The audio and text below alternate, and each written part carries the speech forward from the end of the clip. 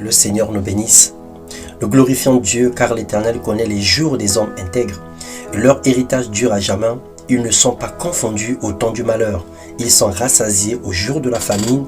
Louange et puissance à notre Seigneur et à notre Sauveur, l'unique vrai Dieu et le véritable, dans le nom puissant de Jésus-Christ.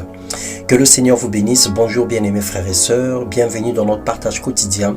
Ce matin, nous venons encore dans la présence de Dieu et nous voulons partager sa parole, qui est une lampe à nos pieds, une lumière sur nos sentiers, qui est un médicament pour nos corps. Le thème de notre méditation ce matin, le succès avec Dieu. Ne t'irrite pas contre celui qui réussit. Dans Psaume, le chapitre 37, des versets 1 au verset 7, nous allons paraphraser.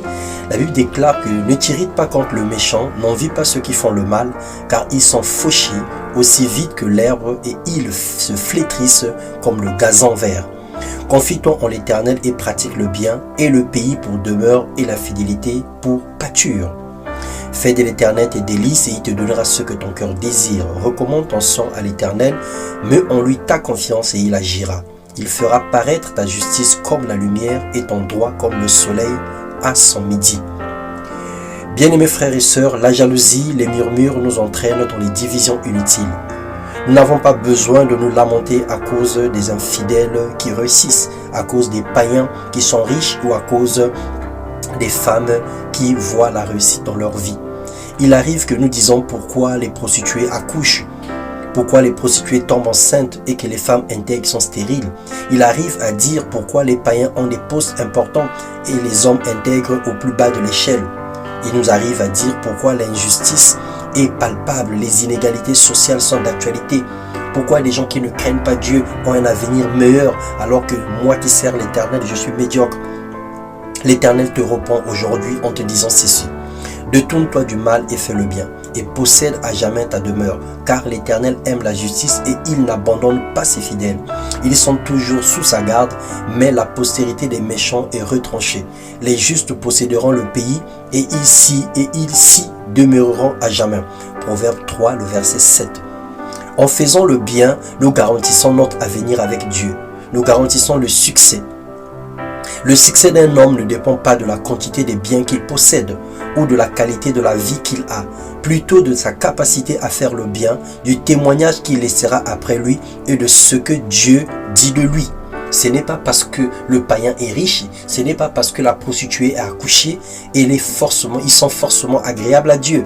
Qu'est-ce que Dieu dit de ces personnes, malgré leur bien, malgré leur semblant de bénédiction? Et qu'est-ce que Dieu dit de toi, malgré ton état?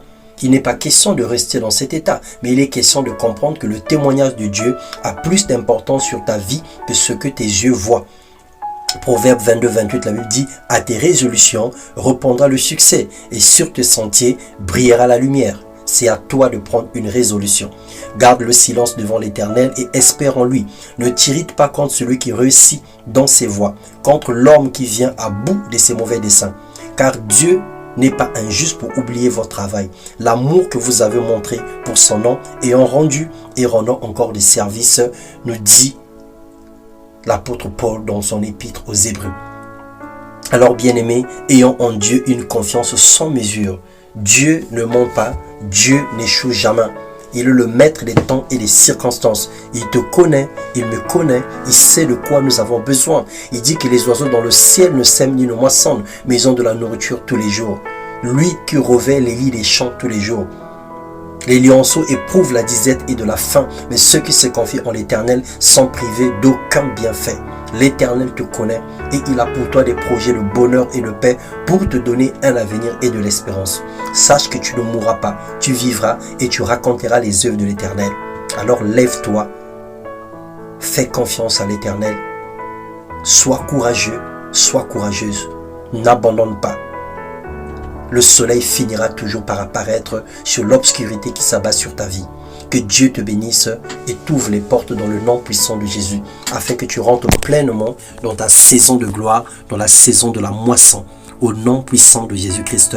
Amen.